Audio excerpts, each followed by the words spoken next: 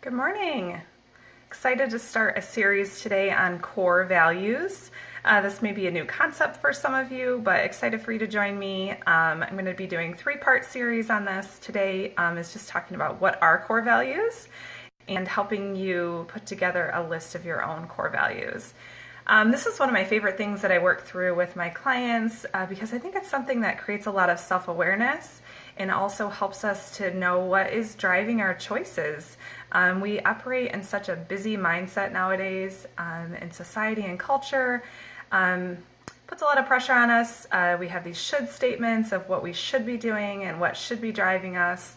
And so it's good to take time out to reflect on what is it that is important to us.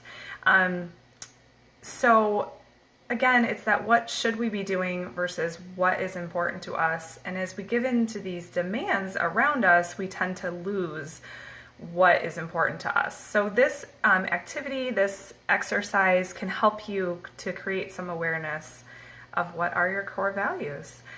So what I'm going to encourage you to do is reflect on these three questions. If you click on the link in this post, you'll find a lot more information than I'm going to share here.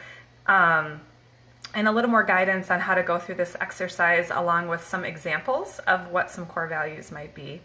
So these three questions are important to think about when you're coming up with your list of core values. One is, if time was 100% yours, how would you spend it?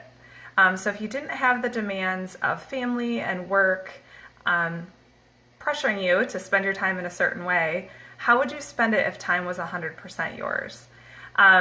The second question is, what drives you to say yes to some things and no to others?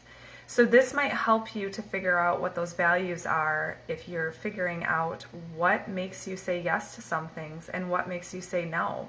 This can also help you to figure out, am I operating out of my core values, or am I operating out of those should statements or a cultural demand? The third question is, what is it in life that gives you joy? And this can be maybe the most important question to really help you narrow down what is important to you.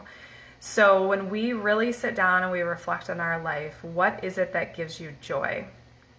So again, if you click on that link, that's going to give you some examples, and that may expand your ideas of what's important. Many of us might list things like family or love, but there are ideas like rest and recreation and accomplishment and success, or maybe it's minimalism.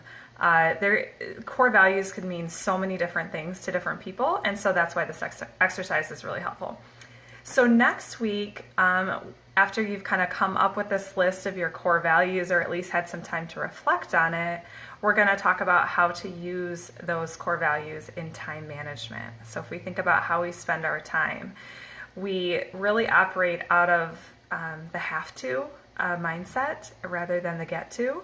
And so we're going to talk about that a little bit more next week. So I'd love to know any thoughts that you're having, or if you have any questions on how to go about this exercise, go ahead and post those comments below. But otherwise, go ahead and click on that link in the header of this video, and there will be some more instructions there. We'll see you next week.